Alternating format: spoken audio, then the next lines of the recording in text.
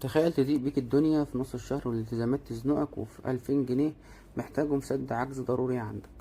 وتبقى قاعد قدام شاشة الموبايل بتسأل نفسك هل زرار واحد في ابلكيشن ممكن يحل أزمتك في دقيقة، ولا يرميك في حفرة أكبر مش هتعرف تطلع منها. الحكاية بدأت معايا لما اتقفلت في وش الدنيا وقررت استلف من الموبايل، وبدل ما اجرب لوحدي قلت لمحمد صاحبي تعالى نعيش مع بعض وننزل تطبيق ايزي جانا اللي قالوا عليه سريع ويسلفك من غير تعقيدات. التطبيق ده تحديدا نزله على بلاي ستور، 10,000 مستخدم، وتقييمته إلى حد ما كويسة. طبعا جمهور مستهدف التطبيق ده والناس الغلابة اللي بتزنقها الظروف فجأة، والشباب اللي محتاج كاش سريع ومفيش قدامه غير حلول الموبايل. فتحت انا محمد الابليكيشن من الموبايل في نفس اللحظة، وعايز اقولك التسجيل ما كانش فيه حوار كتير، والتفعيل جه على طول والكود جالي بسرعة. طلب مني صلاحية للشاشة تحسسك انهم يعني هتاخد تحويشة عمرهم هم.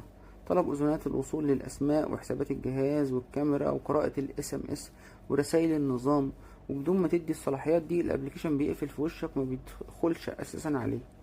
دخلنا على الواجهة الرئيسية وتطبيق لقيته تصميمها اصفر كده في ابيض في ازرق وسريعة ومفيهاش لاج ولا تهنيج، لكن الواجهة مضللة لأقصى درجة.